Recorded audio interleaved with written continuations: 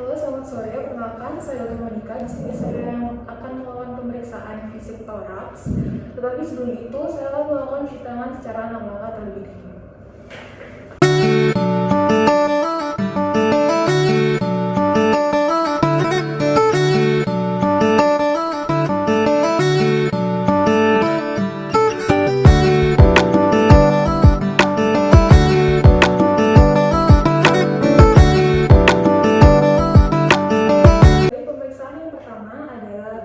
Inspeksi kepala leher, yaitu memperhatikan saat inspirasi kita melihat otot sternocleidomastoid dan otot aksesoris pernafasan apakah menonjol atau tidak. Lalu selanjutnya adalah inspeksi legiotoraks anterior.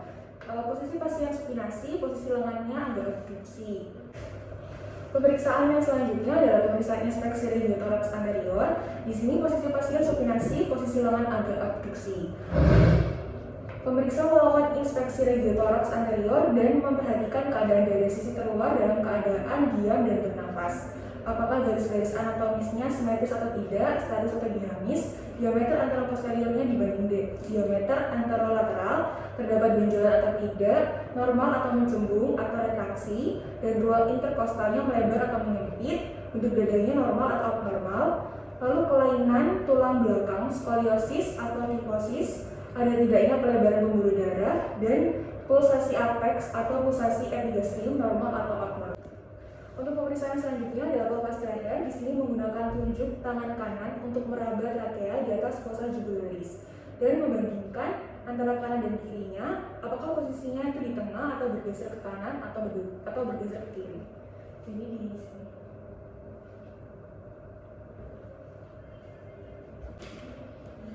Pemeriksaan selanjutnya adalah palpasi legiotoraks anterior paru. Di sini, pemeriksa meletakkan telapak tangan kanan dan kiri pada dinding toraks anterior dengan membandingkan gerakan nafas kanan dan kiri. Posisi awal kedua jempol tangan sedikit mendorong lapisan kulit sehingga saat inspirasi tidak tertahan. Jadi seperti ini. Lalu selanjutnya, dengan menggunakan sisi ular kedua tangan membandingkan rintus suara kanan kiri pada dinding toraks anterior. Nanti pasien disuruh berbicara 1-1, 2-2, dan seterusnya. Getaran dirasakan pada sisi ulnar tangan. Bila getarannya lemah, pasien disuruh berbicara lebih keras. Frenitus raba meningkat bila ada keradangan atau fibrosis, sedangkan frenitus raba akan menurun bila terdapat cairan atau massa.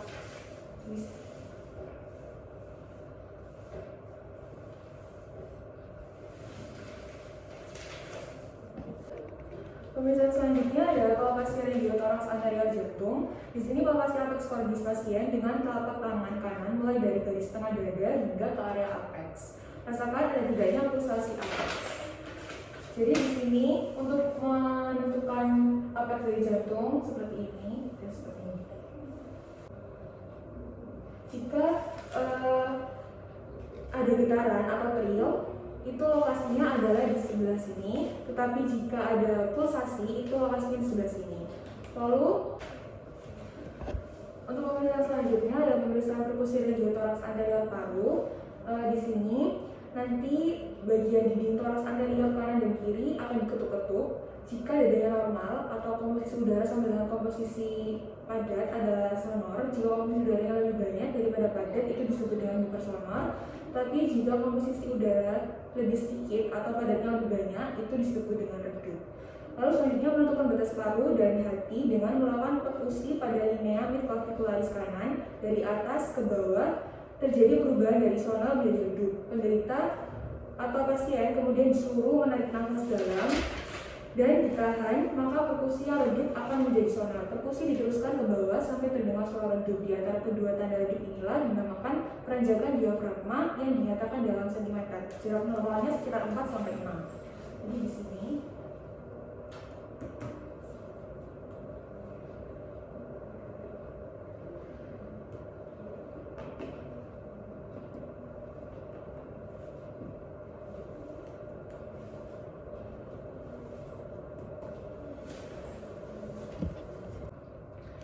Untuk pemeriksaan selanjutnya adalah perkusi legiotoraks anterior jantung. Di sini menentukan batas kanan jantung, yaitu perkusi dari atas atau ICS 1 midclavicular line kanan. Jadi ada di ICS 1 midclavicular kanan sini sampai didapatkan batas paruh hepar, normalnya di ICS 4 midclavicular line kanan. Jadi 1, 2, 3, 4 di sini. Kemudian dua jari di atas batas tersebut berfungsi ke area medial. 1, 2 ke sini, daerah sini. Lalu perubahan suara sonor menjadi redup adalah batas kanan jantung atrium kanan. Normalnya adalah linea parasternal kanan ICS 4 di sini. Selanjutnya menentukan batas kiri jantung, yaitu perkusi dari linea axillaris medial ICS 5 kiri. Jadi di linea axillaris sebelah sini yang medial ICS 5 1, 2, 3, 4, 5 daerah sini. Dari lateral paramedial mulai sonor menjadi redup. Normalnya adalah midclavicular line kiri ICS 5. Jadi di daerah sini. Selanjutnya adalah menentukan pinggang jantung, yaitu dengan perkusi dari lateral ICS 3 midclavicular line kiri ke medial. Jadi daerah sini 1, 2, 3 ke arah medial. Dari suara sonor menjadi redup, yang merupakan itu adalah pinggang jantung. Normalnya adalah ICS 3 parasternal line kiri. Jadi di sini paramedial. Jadi di sini. Pemeriksaan selanjutnya adalah auskultasi regiotorax anterior paru. Di sini pemeriksa meminta pasien melakukan inspirasi dan ekspirasi perlahan-lahan, kemudian melakukan auskultasi dari atas ke bawah dengan urutan yang sudah ditentukan. Lalu pemeriksa mendengarkan suara nafas pada tiap tempat yang diperiksa. Dengan menggunakan stetoskop, pemeriksa membandingkan frame itu suara vokal kanan dan kiri dengan cara mengucapkan kata-kata 1, 1, 2, 2 dan seterusnya. Jadi pasiennya nanti diminta untuk mengucapkan 1, 1 hingga angka 6. Lalu kita mendengarkan dengan stetoskop.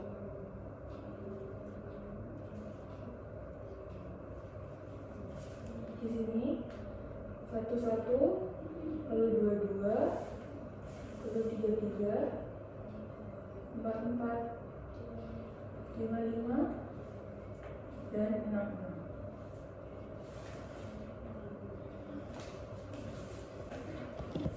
Lalu selanjutnya adalah pemeriksaan auskultasi regiotorax anterior jantung. Posisi pasien itu supinasi dengan posisi kepala sedikit lebih tinggi. Lalu menempatkan stetoskop pada bagian diafragma di ICS 2 parasternal kanan dan mendengarkan suara dari penutupan katup aorta. Jadi di ICS 2 parasternal kanan di daerah sini.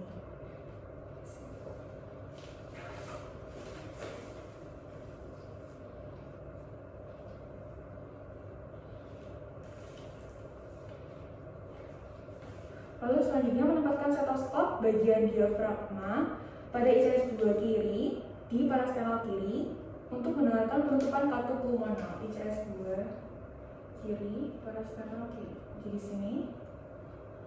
Lalu selanjutnya menempatkan stetoskop pada bagian diafragma ICS 5 di parasternal kiri dan mendengarkan suara dari penutupan katup tricuspid.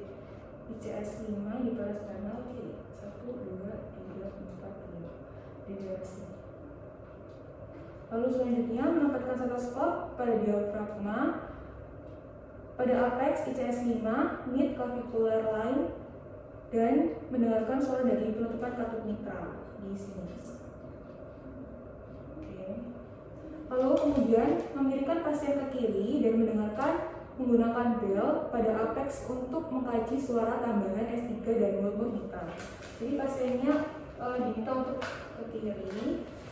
Lalu dengan menggunakan bel itu ditaruh di sini, di apexnya sini. Lalu selanjutnya adalah inspeksi regiotorax posterior. Di sini posisi pasiennya duduk dengan tangan pasien menempel bahu dan menyilang. Jadi pasiennya menyilang.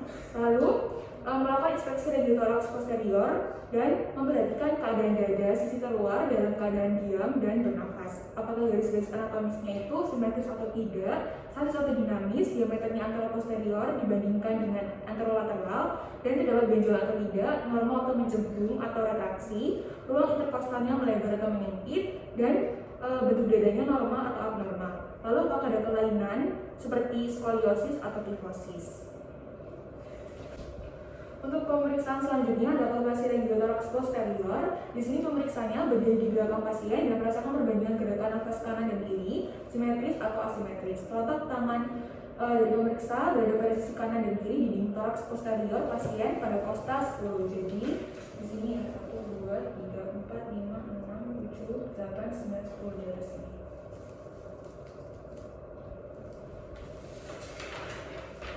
Dengan menggunakan sisi ulang kedua tangan membandingkan femtus suara vokal kanan dan kiri pada dinding toraks posterior, pasien disuruh berbicara satu-satu hingga angka 4. Getaran dirasakan pada sisi ulnar tangan. Bila getarannya lemah, pasien disuruh berbicara lebih keras. Femtus raba meningkat bila ada keradangan, dan sedangkan femtus raba akan menurun bila terdapat cairan atau tumor. Di sini 1, 1, 2, 2, 3, 3, dan 4, 4. Pemeriksaan selanjutnya yaitu perkusi regiotoraks posterior. Di sini pemeriksa melakukan perkusi sesuai dengan urutan yang sudah ditentukan dengan membandingkan dinding toraks posterior kanan dan kiri. Perkusi dada normal itu udara sama dengan padat komposisinya yang disebut dengan suara sonor. Jika komposisinya itu udaranya lebih banyak daripada padat dan hipersonor, tapi jika komposisi udaranya lebih sedikit atau padatnya lebih banyak, itu adalah suara redup. Jadi seperti ini.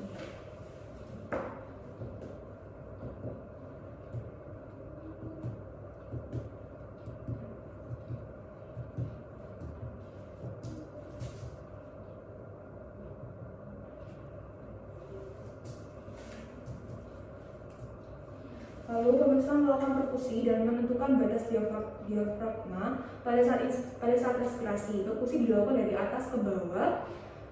Akan terdengar suara sonor dan redup. Minta penderita atau pasien menarik nafas dalam dan ditahan. Perkusi redup tadi akan berubah menjadi sonor. Kemudian diteruskan perkusi ke bawah sampai terdengar redup lagi. Di antara kedua tanda inilah gerakan diafragma. Peranjakan diafragma maksimal sekitar 5-6 cm. Lalu pemeriksa menentukan area apeks paru kanan dan kiri dengan cara melakukan perkusi dimulai dari lateral, terdengar suara redup ke arah medial sampai terdengar suara sonor dan diberi tanda. Kemudian perkusi lagi dari pangkal leher ke arah lateral, terdengar suara redup sampai terdengar suara sonor dan diberi tanda. Lebarnya normal 4-6 cm.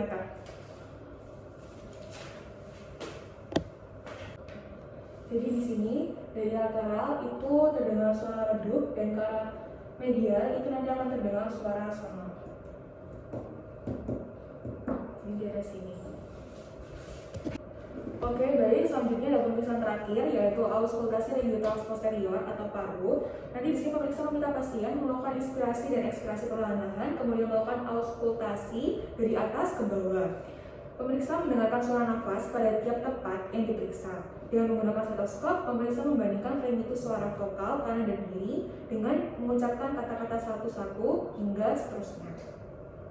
Jadi di sini menggunakan stetoskop mendengarkan suara dari pasien, nanti pasiennya diminta untuk mengucapkan satu-satu hingga 77. Jadi di sini 1122 33, 44, 55, 66, dan 77. Yes. Untuk pemeriksaan fisik toraks sudah selesai. Terima kasih.